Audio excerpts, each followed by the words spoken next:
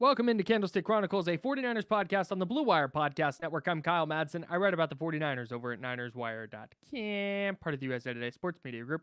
Joining me right now, Chris Biderman of the Sacramento Bee. And before we talk about the 49ers and some injury updates from Wednesday's practice, we're going to talk to you about our homies over at Lamb Chops. I'm wearing a Lamb Chops hoodie right now. Chris, I'm going to make a pronouncement. What's that? I think it's hoodie season, dog. Oh, it is definitely hoodie season. I think it's here. It is here. It is cold right now. It's legitimately cold. I'm so happy to have my Lamb Chops hoodie, this ash-colored hoodie. It's one of my favorite things. You can go to sglambchops.com right now and get yourself a t-shirt, shorts, joggers, hoodie, whatever you want. It's there. They got some new stuff going up from their winter line.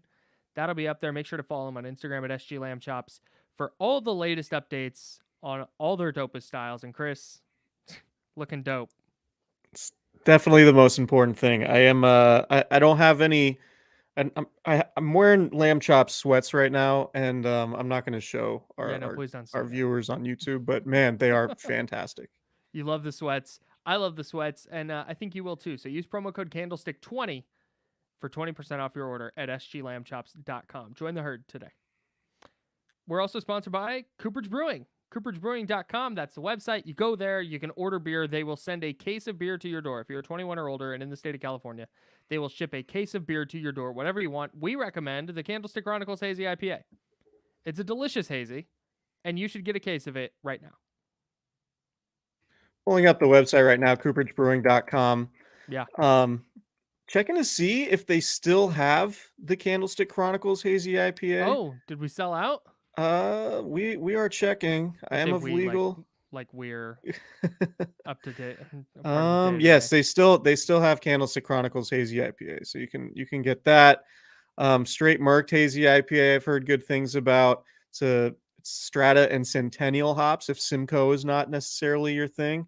They have Trimco all hazed up. If you like hazies or IPAs, or even hazy pale ales, or regular pale ales, or West Coast IPAs, they have everything you could possibly want over at Cooperage. So check them out.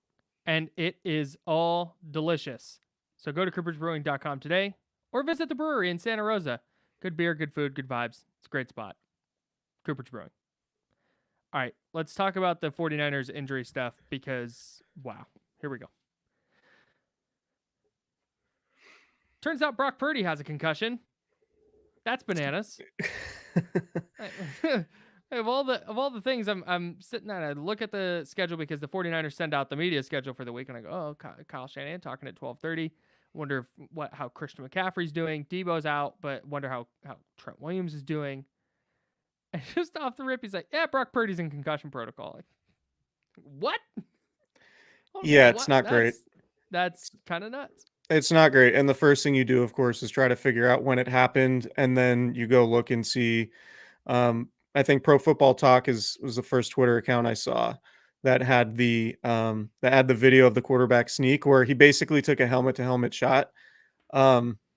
Doesn't seem legal to take a helmet-to-helmet shot like that, but we're not going to relitigate that. Maybe there's a fine coming later in the week to the Vikings defender that did that. But regardless, it's not great. It's not great for the 49ers. I don't feel like there's any real point. I mean, I guess we should point out that he did throw both of his interceptions.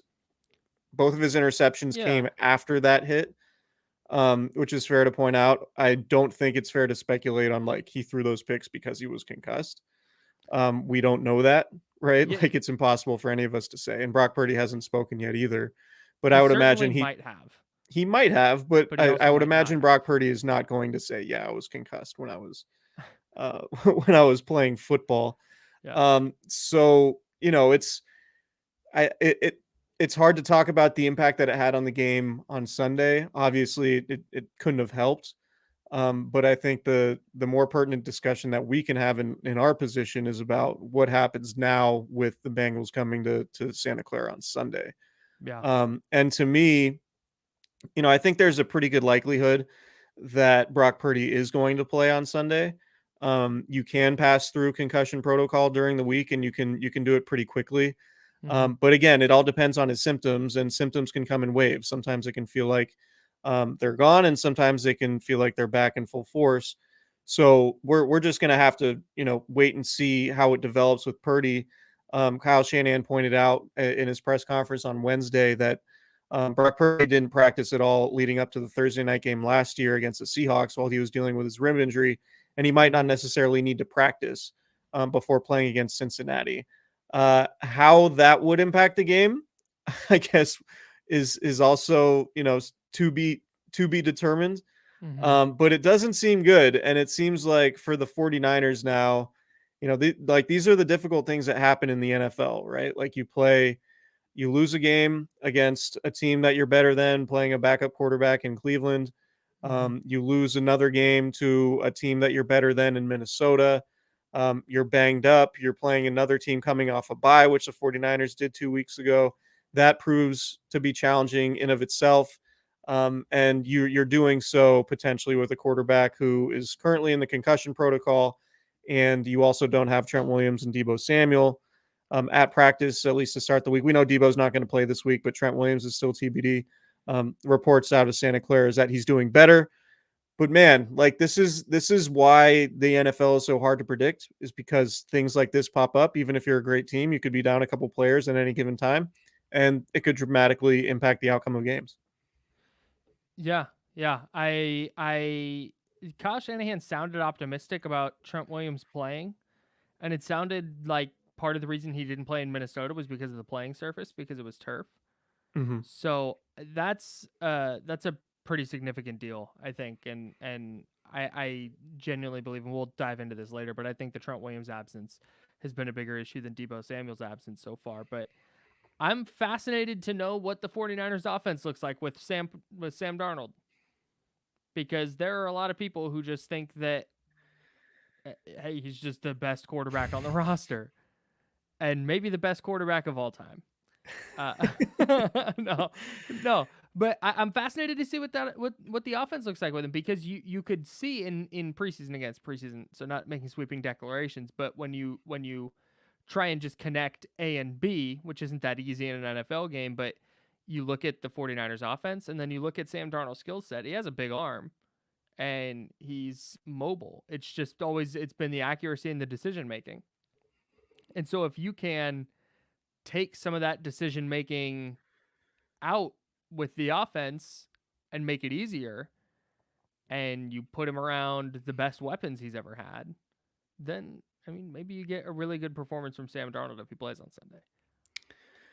I do think there's an element, and we talked about this before, I think, but there's always an element when you play a backup quarterback, whether you're playing against him or he's playing for the team that you watch. Mm-hmm. The defense is just inherently at a disadvantage because that quarterback's unscouted largely. Mm-hmm. Right. You have less tape on tendencies. It's why sometimes like early season games can often be misnomers. Like Blaine Gabbert tearing up the Vikings in 2015, for example. Right. Mm-hmm. Like so there are games where, and I would even put, PJ Walker against the 49ers, like a lot of that stuff, it sort of seemed like the 49ers weren't necessarily prepared for because it hadn't been on tape. Mm-hmm. And that's not, obviously I'm not making excuses for them. I think it's just a reality of the league. Mm-hmm. So there is an element of that. Like maybe Sam Darnold does some things within the offense on the practice field that Kyle Shanahan likes that might be different than Brock Purdy, and it gives the 49ers offense some different looks. Mm-hmm. I just can't go. I can't go into a game on Sunday if Sam Darnold's starting and being like, oh yeah, it's going to go great. It's going to be awesome. Like we've seen Sam Darnold play too many games. Yeah. And I know a lot of really smart football people love the talent and love the fit, particularly with the 49ers. It's just for me going to be something where I need to see it to believe it before I can just like assume like, okay, the 49ers are fine if Sam Darnold's starting games, because like Yeah. they've lost 2 games in a row now. So it's not a must win against Cincinnati. It's a really important game for them to win because the bye week's upcoming, and losing 3 straight is really hard to bounce back from, particularly if you're trying to get the number 1 seed. Mm-hmm. But I just, yeah, if it's Sam Darnold, it's hard for me to go into that game with any confidence. I understand why people are optimistic about what he could be with Kyle Shanahan, but overall, I'm Right. like, Yeah, I don't know. there's the full-blown optimist angle on it, right? Which is what I just laid out. And Yeah. then there's the angle of, well, have you watched Sam Darnold play football in the NFL? It's not great. It hasn't been good. And I get he was better with Carolina last year and, played the best football of his career or whatever. But like it's a hard maybe, but based on what we've seen from Sam Darnold in the NFL, I I, I like you said, I don't know how you can just decide, oh yeah, he's going to be better now, or he's going to be What's a soft maybe like? a soft. Ooh, what's the definition of a soft maybe? A soft maybe would be like the lottery. Like, Like hey, is leaving work. Hey, see you tomorrow. That's a soft maybe. I'm playing the lottery tonight. okay. I like that. A soft Uh, maybe. But a hard maybe is, yeah, sure, like that could happen. But So a you hard don't maybe is I might work from home tomorrow. are That's a hard you maybe. I've seen the idea thrown out that maybe Brock Purdy gets Brock Purdy'd by Sam Darnold, which means Sam Darnold comes in and takes the starting job away by lighting it up against the Bengals. What would his this might we can just talk about it now because we're probably not going to know by Thursday's pod. What would Sam Darnold's stat line have to be He would for him to what's the wrestle the starting job away from Brock Purdy in 1 week? I don't think he would be able to do it in a week. I But that's think it just would it. That he has 1 week here. yeah, okay. So I don't think it's happening in a week. I mean, if he threw 6 touchdown passes and for 400 yards and completed 80% of his throws, I mean, maybe. I just think Kyle Shanahan is so invested in Brock Purdy. Um, and the Niners I mean, they're not invested financially, obviously, Mm-hmm. but like they've invested a lot into Brock Purdy in terms of like this guy's our starting quarterback. It's never felt It would like Brock Purdy's had a short leash, right? it would be a very very, I don't want to say tough look. It would be a wild change of direction if they just decided, never mind, actually. It's Sam Darnold now. It's Sam Darnold now who you're going to have to pay next year and who you have a 1 game sample of. I think 400 plus and 6 touchdowns is right. But even then, like Sam Darnold has to have a leash, right? Yeah, but but if he completes and then he got let's say he completes 76% of his passes and he's just lighting shit up. I mean, it'd be really tough to go, all right, Brock, get back in there. I mean, You know, I guess we can't rule it out, and I'm not even talking about this week, but I'm we ruling out can't 400 yards and 6 touchdowns. yes, I think that's fair. I'm just saying we can't rule out the idea of Sam Darnold. Like, I mean, I feel insane just saying this, but we can't rule out the idea of Sam Darnold taking over because everything that happens with the 49ers quarterback situation is batshit insane. Like, literally all of it. Like, none of it ever makes sense. None of it's predictable. None of it's foreseen, right? Like, it's ever since, like, even going back to Jimmy Garoppolo, like, nobody thought that trade was happening, including Kyle Shanahan, until he got the phone call from Bill Belichick. Right. Right? Like there's it just everything with the 49ers has been impossible to predict when it comes to their quarterback situation. You can go back down the line of everything that's happened. Jimmy Garoppolo coming back after not being traded, right? Like the 49ers even being ballsy enough to go up to the number 3 pick in 2021 and take Trey Lance even after it seemed like a foregone conclusion and a lot of I had heard reputably that there were people inside the building who believed that they were going to take Mac Jones in that draft. Like it feels like everything that's happened at the 49ers quarterback situation, including Brock Purdy, the last pick in the draft 2 years ago, or last year, I guess, is like all of a sudden this quarterback who looks like he's a top 10 guy legitimately. Like he Mm. has played like that. So zero things that have happened with the 49ers quarterback situation have been predictable. So just for that fact alone, I am not closing myself off to the idea of Sam Darnold coming in and playing well and like inserting his name at least into the conversation with a good performance on Sunday if he does end up playing. I don't. It's Like, crazy. I acknowledge it's crazy. I'm just saying, right, like, but you're saying that's the norm. that's the craziness is absolutely the norm. Don't And I'm forget. not expecting Hey, it to happen, but I realize what team I'm talking about. don't forget Jimmy Garoppolo got into his first game because of an injury to CJ Beathard with like 48 seconds left in a football game. It's all a careening pile of BS. It's insane. That's I think why the Purdy concussion news was it was just so out of nowhere because you didn't hear anything about it during the game. It wasn't even like he got evaluated and came back. That Talanoa Hufanga had that last year. Remember in week 1? Mm-hmm. He came out, he got evaluated for a concussion, got cleared, but then went into protocol the next day because he was showing symptoms the next day. It wasn't even like that. But I think part of it is like a here we go again thing. Where everything you just laid out. Like, of course, the 49ers aren't going to just have a normal season at quarterback. Of course, Purdy's not going to be, and I'm not saying this is just kind of what's going on in my head. It's like, of course, he's not going to be cleared. And of course, Sam Darnold's going to go light it up. And then, of course, Brock Purdy's going to have like some complication where he just can't clear the final step. And Sam Darnold's going to have to start again after the bye week. And they go into Jacksonville and crush the Jags. And Darnold has 8 touchdowns and no interceptions through the first 2 games. And oh, now what do they do? I just we're gonna spend all spring and summer talking about the uncertainty of the 49ers quarterback situation one way or another, aren't we? Here's what I'm gonna say. Here's something 100% I'm gonna say at some point this offseason. I'm telling you this right now.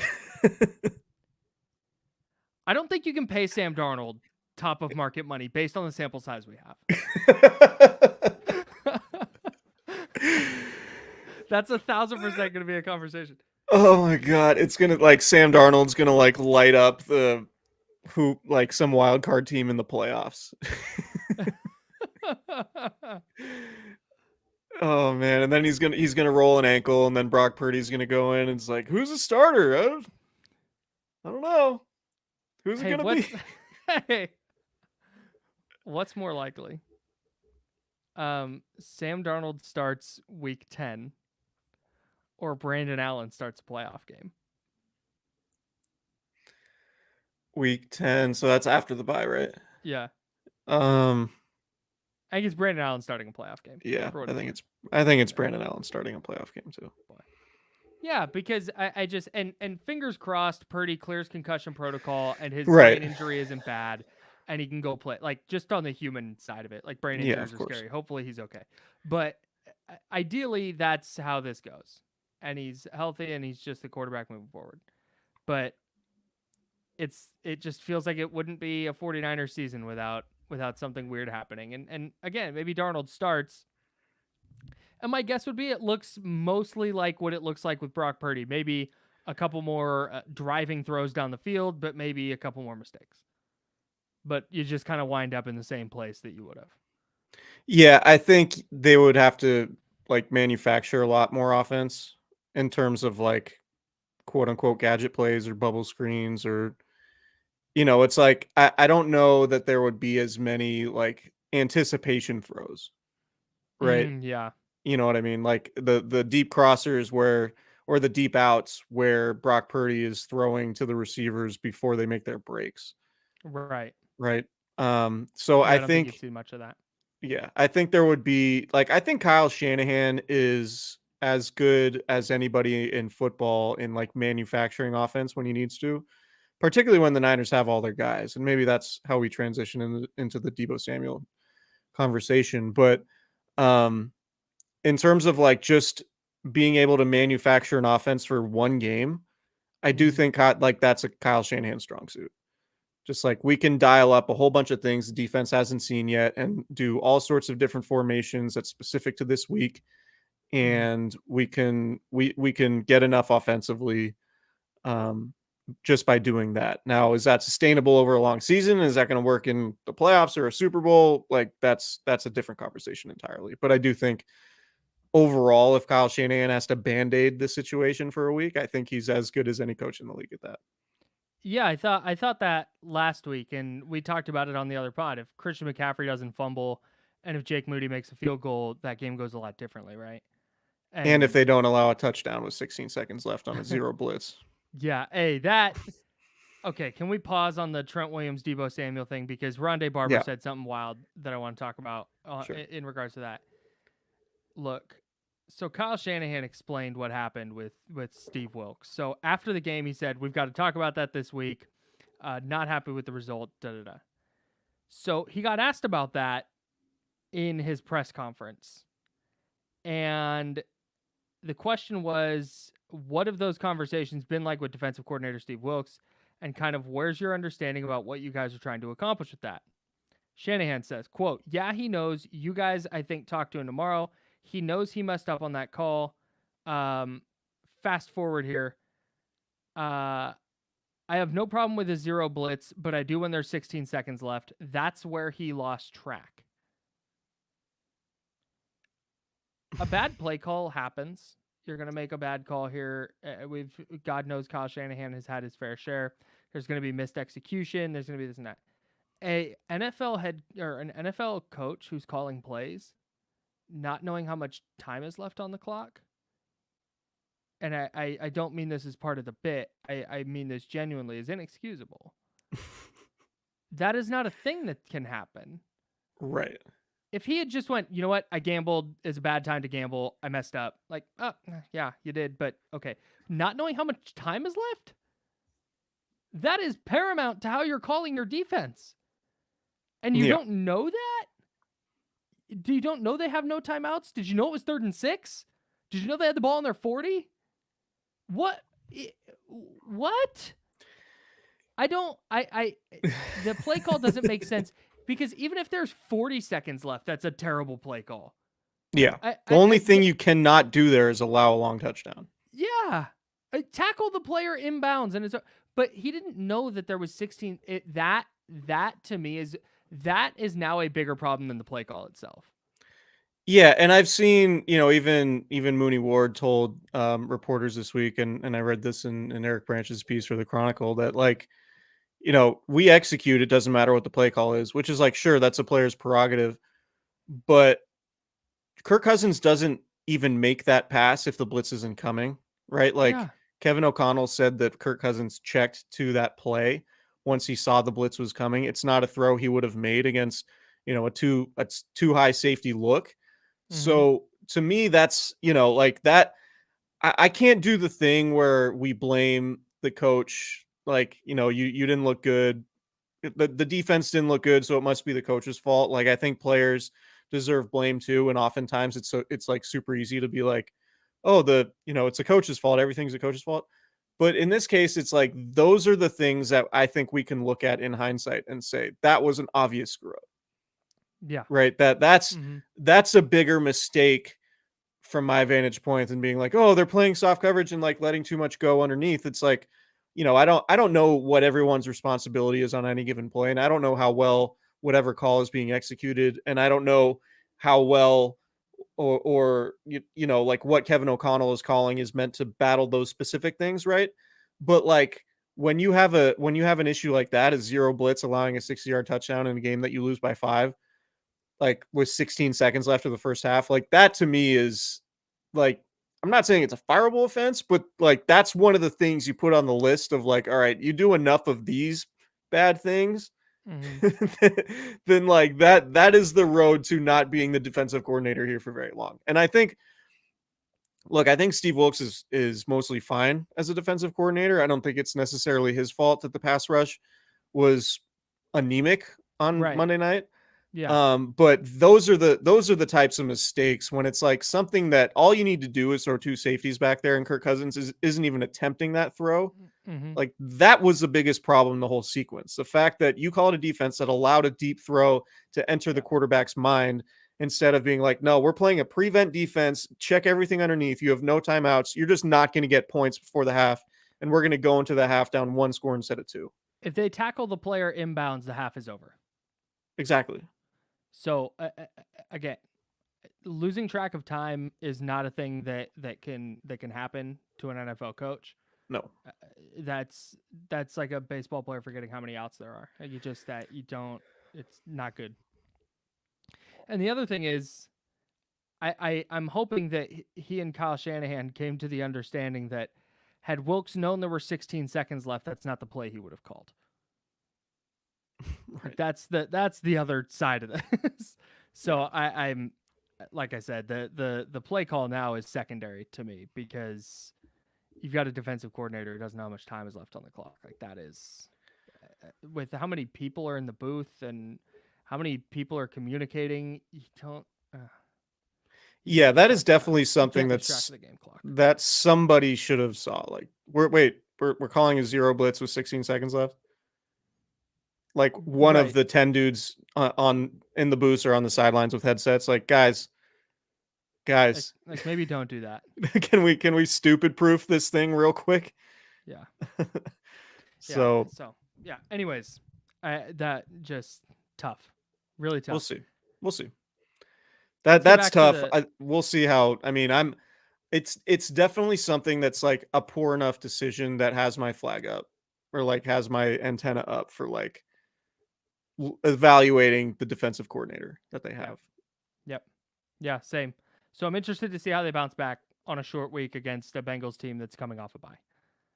That we'll get into that more on tomorrow's pod. But I want to talk about the whole Deebo Samuel, Trent Williams injury thing because Rondé Barber for the 33rd team, Hall of Fame cornerback for the Tampa Bay Buccaneers. He's not just a rando from this website. John Lynch's teammate.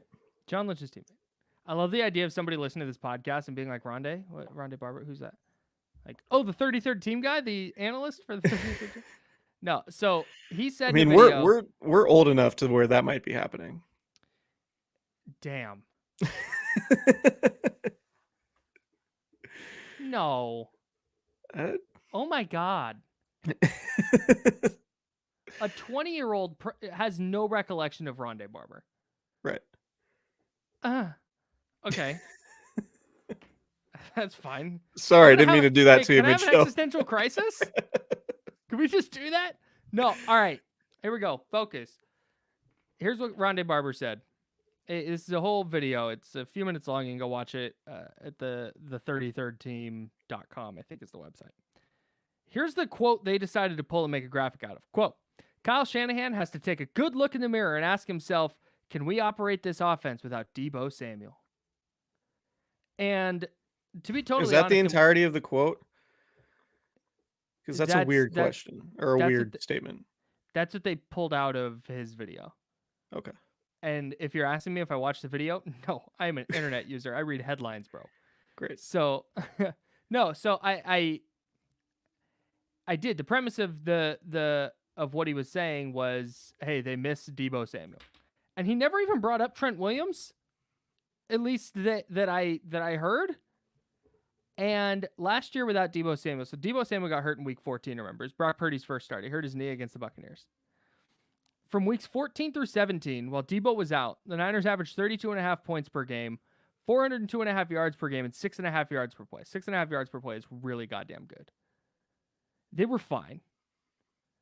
And in week 6, I leaned toward, man, this felt like a Deebo game, and losing him on the first play might have messed with their game plan because Ray McLeod is not Deebo Samuel, at least not yet. So not yet. He might get there, huh? He's working towards it. Okay. No, so Ray McLeod's not Deebo Samuel, obviously. And I thought that messed with the Niners game plan some. But given how they ran the ball, how poorly they ran the ball against Cleveland, and Cleveland has a very good defense, but then you go see the Colts run up 38 on them with Gardner Minshew, and it's like, Niners could have had more than 17. When you look at how they ran the ball against Cleveland, and then you look at how they ran the ball against the Vikings, or didn't run the ball against the Vikings, to me, it's very obvious that they missed Trent Williams badly, specifically in the run game. Yeah. He's just so dominant in the way he can move and the way he can get to the second level and just erase people on the edge. not having that, and Jalen Moore did a fine job. This is not an indictment on Jalen Moore. He was better in pass pro than I thought he would be, but he's just not. He's not one of the two best offensive tackles of all time. And the Niners' run game has suffered, I think, more because of the Trent Williams injury in Week 6 that he played through, and then his absence in Week 7. Way more than they have weapons to make up for the loss of Deebo Samuel. They do not have the players to make up for the loss of Trent Williams. And I think that's had it's put more on Brock Purdy. It's made them more one-dimensional. It's put them in more second and third and longs. And that is why their offense has not been putting points on the board the way it did in the first 5 weeks. I think a huge factor of Kyle Shanahan's offense is just being in rhythm.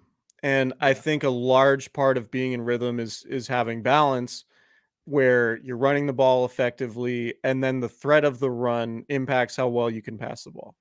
Yep. Right? You use play action, and you develop open spaces in the field because guys are overplaying the run because if you don't get to that outside right edge from the defense's side, then Christian McCaffrey is going to break a big run. Yep. Right? And those are backbreaking. Like, it feels like anytime the Niners break a big run, they're going to get points. Right, on any given drive, right? It's just it has an impact beyond the yardage they get on an individual play. It's like, all right, they break a big long run.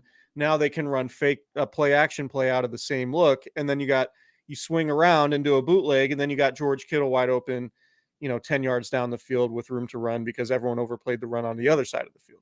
Yeah. So it's such like. And honestly, I think that's one of the detriments to Kyle Shanahan's offense in a weird way, in that, like, what they do and when they're humming has so much to do with the rhythm they're in because of the play calling rhythm that he gets in, that, like, when you're playing an ugly game and you have no offensive rhythm and you aren't running the ball, the 49ers have often, like, struggled to just be that team that's like, they can start and stop. Right. They struggle to be that offense that can just, like, pick it up out of nowhere. When they're humming, they're humming. Right. Right. But, like, and so much of that is predicated on the run game. And to your point, I think that's the impact that not having Trent Williams has on the team, is that, like, you can't get those runs on the left edge and then, create other plays based off how the defense is overreacting to those. Yeah. So that to me, I think is where Trent Williams' absence really shows up. Because, yeah, it's your point. Like, Jalen Moore is fine. I think he's a backup. He's a replacement level type player, right? But he's not a future Hall of Famer in that Trent. And Trent Williams is such a unicorn in that he's, like, runs like a linebacker, but also happens to be like 320 pounds. He's outrageous. He's completely insane. He's the world's fattest unicorn. Say that to his face. I would never. Oh my God. The world's fattest unicorn. That's great. I mean, I haven't seen too many really fat unicorns, so. No, I know. That's the thing. The bar's not high. What if I said the world's most? Not a swath of fat unicorns to pull from here. It's a small pool. No, well, and this is not to say that Deebo Samuel would not help. Like obviously, you'd rather be throwing to Deebo Samuel and having the screen game and how he affects defenses in motion and the jet sweep stuff. Like you'd rather have that than not. Yeah. But when we talk about Kyle Shanahan manufacturing offense, I think it's much easier to manufacture offense without Trent Williams or without Deebo Samuel than it is without Trent Williams. And you go, look, they were still over 6 yards of play on Monday night. Yeah. They only punted once. It's not like the offense is terrible. It's just not, like you said, it's just not humming at the rhythm that it was in the first 5 games. And I think that has more to do with the offensive line play and missing Trent Williams than it does with missing Deebo. Yeah, I agree. Shanahan said that they're hopeful to get Trent Williams didn't practice on Wednesday. He said that they're hopeful that he will be back in practice on Thursday and that he has a chance to play this week. So that's where that's at. Yeah. I mean, and now you throw in I mean, I don't even like I really struggle with talking about concussions, but now you throw in the fact that like there's uncertainty at left tackle and there's also uncertainty with quarterback Yeah. because of a concussion. Yeah. Yeah. So Like I said, hopefully Purdy is okay and not dealing with concussion symptoms for a long time. That would suck. yeah. That's what I've got. We'll have another pod coming out. Oh, hey, I want to real quick. We'll do our 49ers prize picks tomorrow. Mm-hmm. I did an NBA prize picks last night. Oh, so and we're I just gonna nailed it. brag. We're gonna brag to end the Yeah, episode. no, dude, it's so it's daily fantasy, right? You just pick 2 to 6 players, you pick more or less on their stat projection, and you create an entry, and then dude, I won last night, and I always do the flex play because with the flex play, if you pick 4 but Mm-hmm. get 3 right, you still get a little bit of a payout. Yeah. Well, I went 4 for 4. I had Steph Curry more than half a point. I was pretty confident in that one. It was a special that Prize Picks offered. I had Klay Thompson less than 26.5 points, rebounds, and assists. He had 25. I had Kevon Looney less than 20.5 points, rebounds, assists. He had 19. I had Devin Booker more than 27.5 points. He had 32. Shout out to your boy. I'm eating good this weekend, Coach. I'm happy for you, man. Yeah, shout out to Prize Picks. If you want to play, prizepicks.com/candlestick. Promo code candlestick for up to a $100 first deposit match.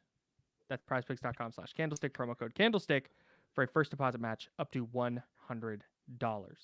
Did you know?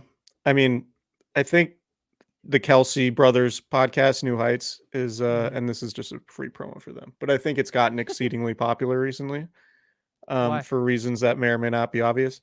But they Philly's are. really good. I I learned recently that they are also sponsored by Prize Picks. Oh, Prize nice. Picks just everywhere.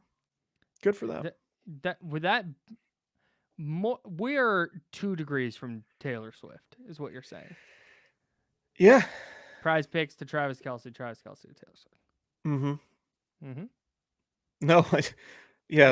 I mean, That was we had the there was a discussion in this household recently about the degrees of separation between us and Taylor Swift, and safe to say the the better half was really excited to be so. I mean, we're not close, not close, but not like it's not 20 degrees of separation. Let's put it that way. We're in our Prize Picks era, right? Is that how you do it? Yeah. There we go. I'm not going to subject people to more of that. Thank you, everybody, for listening and for watching on youtube.com/@Candlestick Chronicles podcast. Follow us on Twitter @CandleCron. No stick, no ickles. No stick, no ickles. Subscribe wherever you get your pods. We would appreciate that. 5-star reviews, notification bells, thumbs up buttons, all those things. All those things are good for us. If it's likes and or subscribe and or rate Candlestick Chronicles, just do it. Yeah. Just wherever you can. We're everywhere now, trying to bring you content wherever we can.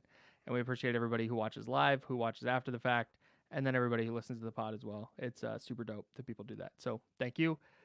We will have another pod out. So this will hit your feeds Thursday. We'll have our pregame pod hit your feeds Friday, where we look ahead to the 49ers and Bengals matchup. Looking forward to that. We will talk to you next time. Bye. See you guys.